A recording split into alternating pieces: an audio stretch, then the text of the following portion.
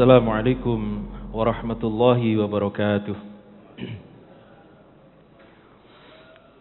Bismillah, alhamdulillah, wassalatu wassalamu ala rasulillah, la hawla wa la quwata illa billah, amma ba'd.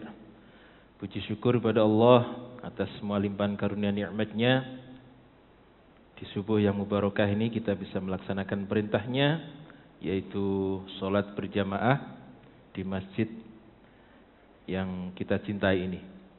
Mudah-mudahan setiap langkah kaki kita mendapatkan ampunan dari Allah Subhanahu wa taala, meninggikan derajat kita di sisi Allah Subhanahu wa taala, dan mempermudah jalan kita menuju ke surganya Allah Subhanahu wa taala. Amin ya rabbal alamin. Salawat serta salam mari kita selalu haturkan kepada Nabi kita Muhammad sallallahu alaihi wasallam. Mudah-mudahan kita ini termasuk di antara orang-orang yang mendapatkan kehormatan disambut beliau di Telaga Kautsar, mendapatkan minuman dari telaganya, mendapatkan naungan dari panjinya, mendapatkan syafaat, dan yang terakhir masuk surga bersama beliau. Amin ya rabbal alamin. Para bapak, ibu, dan jamaah sekalian,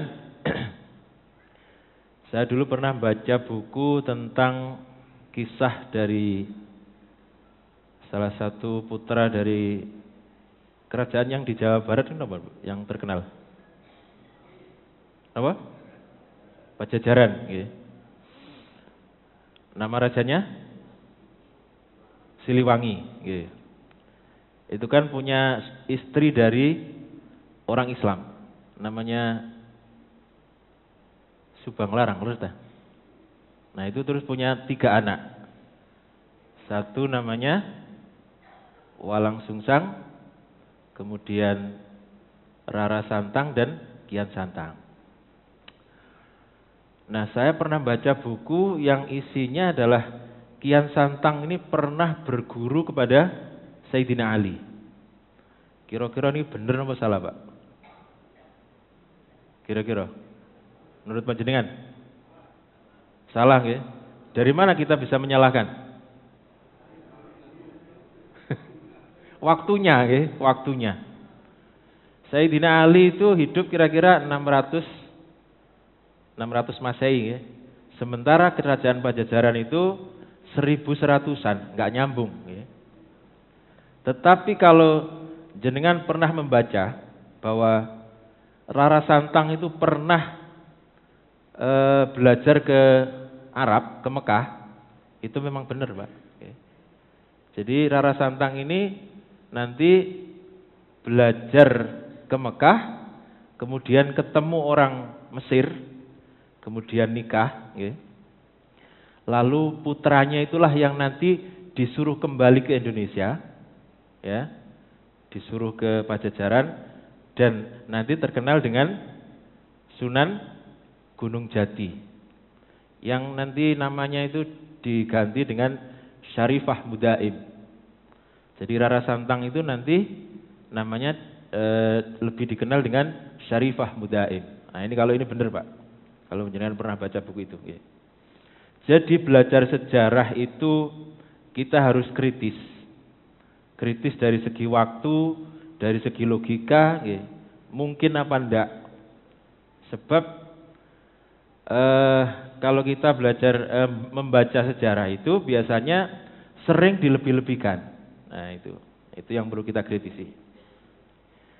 Jadi kalau panjenengan biasanya ziarah terus beli buku, Pak, beli buku tentang kisah, biasanya wali atau apa itu, jangan diterima langsung plek gitu, tapi harus ada buku-buku pendukung, harus ada sumber-sumber pendukung untuk cross check.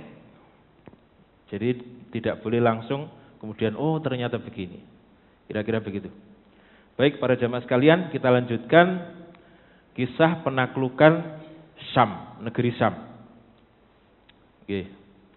Jadi kemarin kita sudah membahas bagaimana pasukan muslimin berhasil mengalahkan Romawi di daerah yang namanya Yarmuk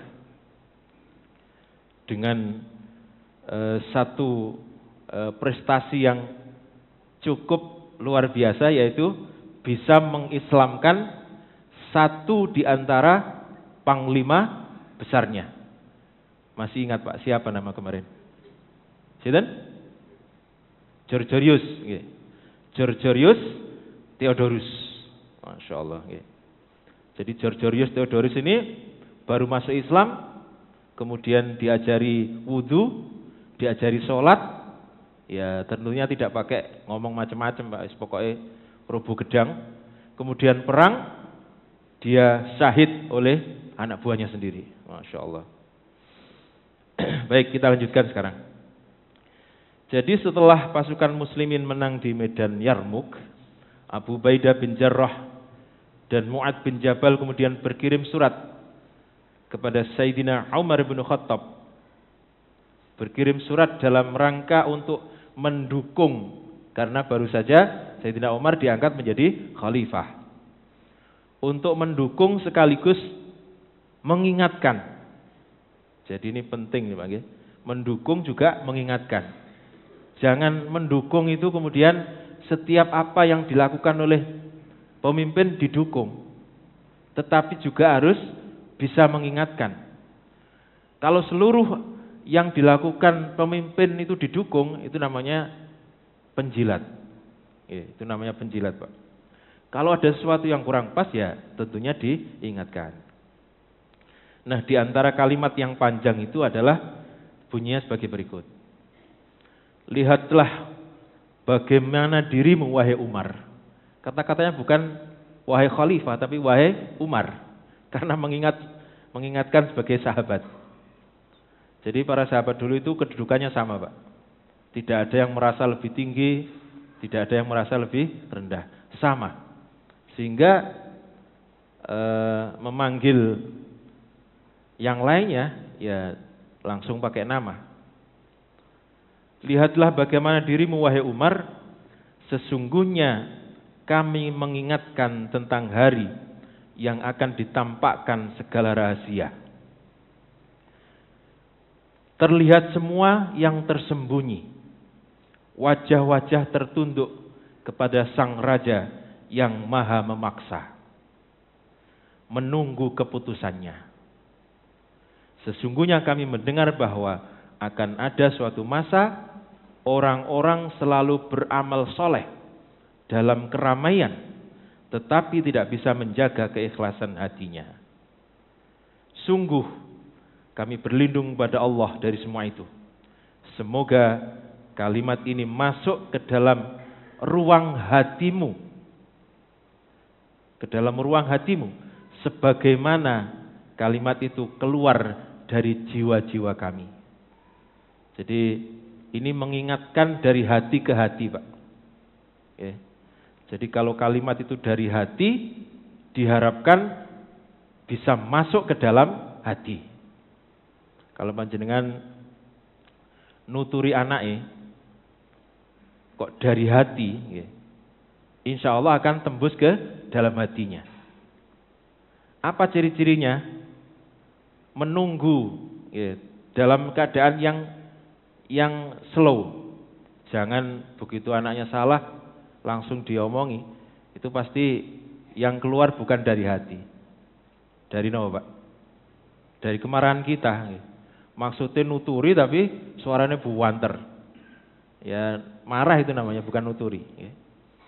Jadi sesuatu yang keluar dari hati, insya Allah akan sampai ke dalam hati.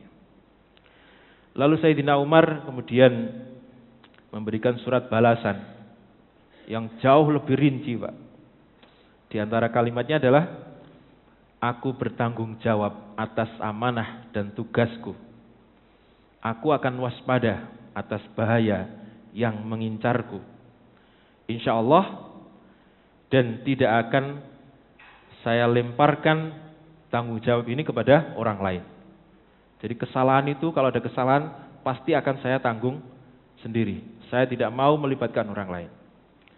Selanjutnya, aku tidak akan mampu menjalankan amanah ini tanpa bantuan orang-orang terpercaya dan orang-orang yang memberikan nasihat kepada umat ini. Aku hanya akan membagi beban amanah ini dengan mereka saja. Jadi beban tanggung jawab itu kata Sayyidina Umar, akan didistribusikan kepada orang-orang yang mampu saja. Orang yang mampu itu berarti orang yang amanah. Bukan orang yang, begitu dikasih jabatan langsung, langsung dimanfaatkan untuk dirinya sendiri. Itu berarti bukan orang yang amanah. Masya Allah. Jadi inilah korespondensi dari sahabat-sahabat yang saling mencintai, yang terhalang oleh jarak ratusan kilometer.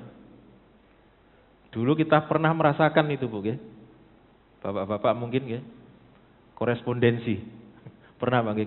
Kita kirim surat kepada keluarga kita, kepada teman kita, kemudian atau mungkin pacar, ya. Dulu.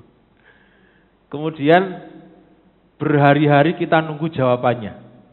Itu sudah merupakan kenikmatan tersendiri, Pak. Berhari-hari nunggu jawaban. Terus bagaimana membukanya? Mau membaca itu sudah golek nggon sing nikmat ngono. Mbok nang ngisor wit, mbok nggone kamar dan lain-lain. Begitu membaca itu mulainya sudah kenikmatan tersendiri. Dan itu sekarang sudah tidak bisa dirasakan. Anak-anak sekarang tidak bisa merasakan kenikmatan yang begitu. Begitu pengen langsung tek langsung dibales, ya, Pak. Di mana penasarannya? Tek bales mana? Ya sudah, nggak ada kenikmatan. Jadi kalau kita pikir-pikir itu, hidup itu semakin enak itu semakin tidak nikmat. Semakin tidak enak semakin nikmat. Kalau dipikir-pikir seperti itu, Bang. Jadi kita slow saja. Pengen tapi buat tulisan teman-teman. Masya Allah. Lalu surat itu disusul dengan surat berikutnya yang berisi permintaan untuk mengarahkan bagaimana kelanjutan penaklukan di wilayah Syam. Sebab terdengar oleh Abu Ubaidah bin Jarrah selaku panglima di Syam bahwa pasukan yang kemarin kalah dan lari dari medan Yarmuk ini sedang menyusun kekuatan di wilayah yang namanya Fihl. Sementara di wilayah lain, yaitu di Damaskus, Romawi juga menggalang kekuatan. Nah, akhirnya kemudian mengirim surat untuk memberikan arahan. Yang mana dulu ini? Lalu dibalas oleh Sayyidina Umar. Lupakan Fihl. Fihl ini daerah, Bu, ya. Lupakan Fihl dan mulailah dari Damaskus. Kalau Damaskus kenal, Pak, ya? Sampai sekarang masih ada. Fihl ini masih ada juga tapi gak begitu terkenal. Damaskus, ibu kota putih, Pak, Syria. Damaskus itu ibu kota Syria. Mulailah dari Damaskus, sebab Damaskus adalah benteng Syam dan pusat kerajaan mereka. Jika Allah memberikan kemenangan, tunjuklah seseorang untuk menjaganya, menjaga Damaskus ini, lalu berangkatlah menuju ke Fihl, di mana pasukan Yarmuk yang kalah itu melarikan diri ke situ, ke Fihl. Ketika Fihl sudah berhasil dikuasai, maka berangkatlah dengan Khalid bin Walid menuju ke kota Hims. Pernah dengar kota Hims? Di TV-TV ini, Pak, masih ada sampai sekarang. Kota Hims. Beserta dengan semua komandan pasukan dari setiap daerah. Masya Allah. Ini adalah Sayyidina Umar yang sangat perfect dan sangat rinci. Jadi memberikan instruksinya perfect dan rinci. Tetapi masih memberikan kebebasan kepada bawahnya. Nah, para jamaah sekalian, setelah mendapatkan instruksi ini, Abu Ubaidah bin Jarrah kemudian bergerak menuju ke kota putih yang dipilih Sayyidina Umar, Damaskus, Damaskus. Menuju ke kota Damaskus. Lalu bagaimana keadaan kota Damaskus ini? Ternyata pasukan Romawi ini mengandalkan penduduk biasa, penduduk sipil, Pak. untuk menghadang pasukan muslimin. Jadi posisinya masih di luar kota Damaskus. Jadi mereka bukan pasukan terlatih, bukan militer, dan diperparah lagi dengan perlakuan pasukan Romawi kepada mereka. Jadi mereka ini ditindas, Pak. Terutama penduduk desa yang kecil-kecil itu. Jadi warga sipil ini tidak mempunyai semangat dan keberanian untuk menghadapi pasukan muslimin.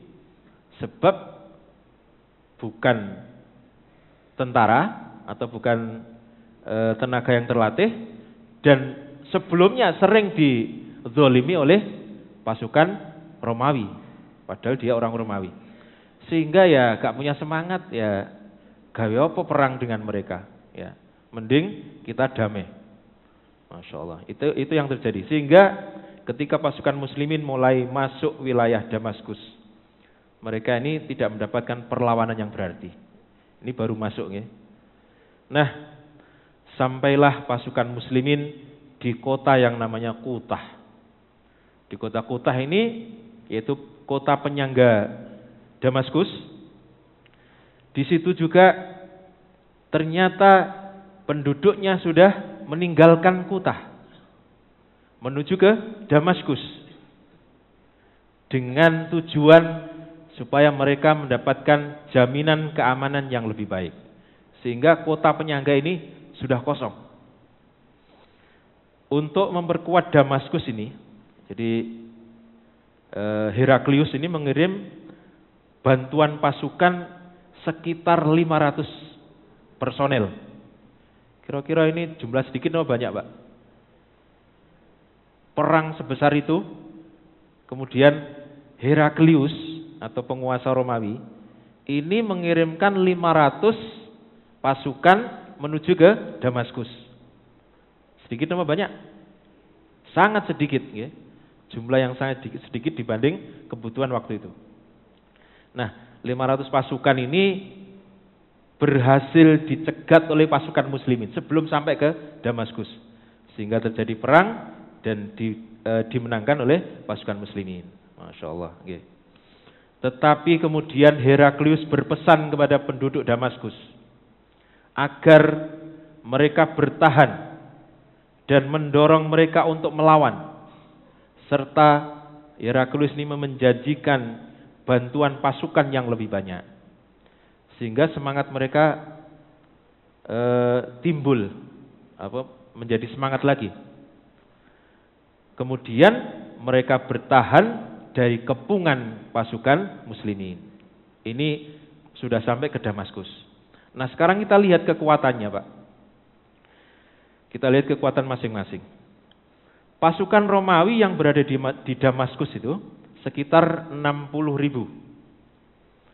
Yang kemungkinan akan mendapatkan bantuan dari kota Hims sebanyak 20.000 di garda pertahanan dan 40.000 di garda penyerangan.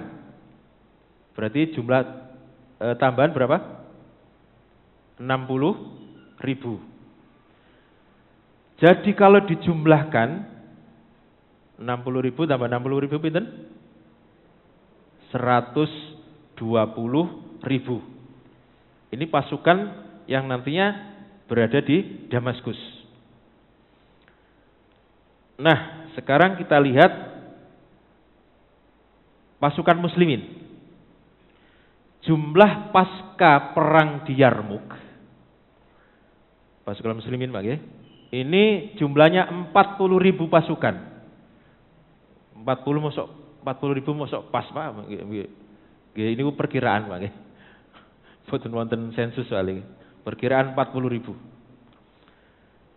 Dengan semangat yang menyala-nyala, sebab sudah berhasil mengalahkan pasukan Romawi di Yarmuk itu, Pak.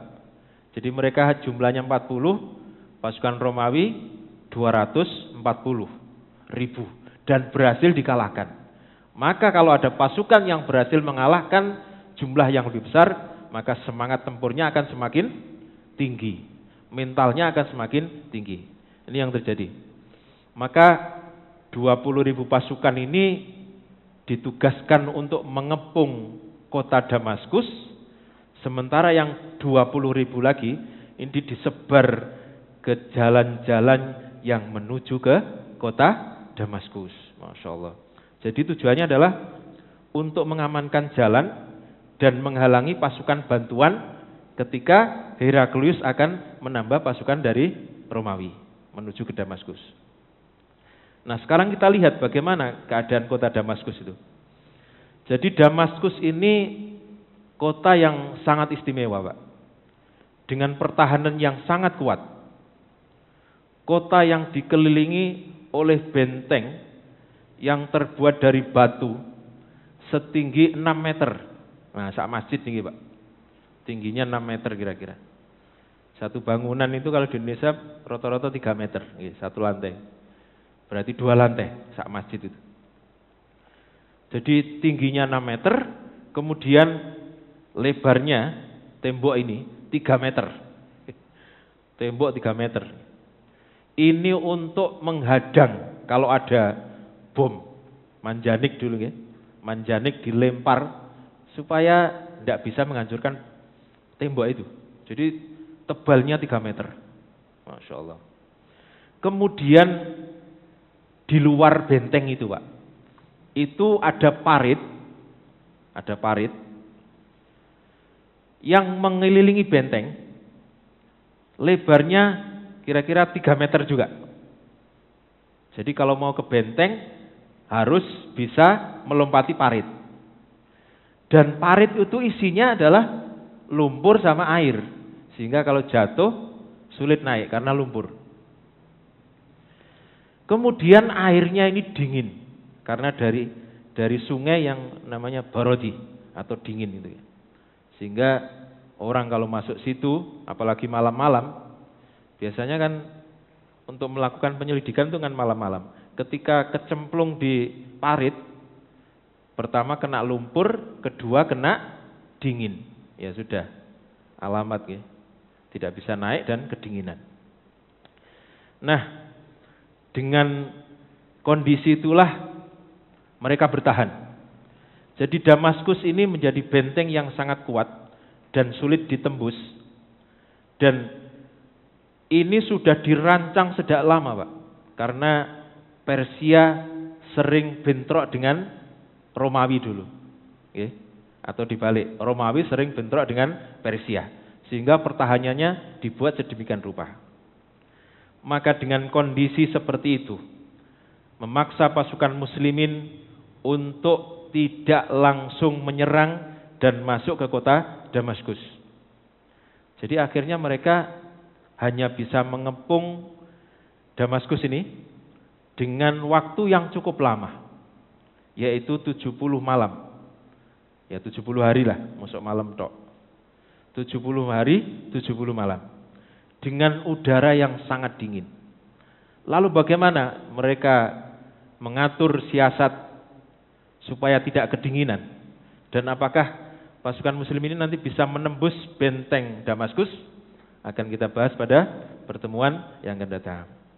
Demikian, kurang lebih mohon maaf, mudah-mudahan manfaat. Wassalamualaikum warahmatullahi wabarakatuh.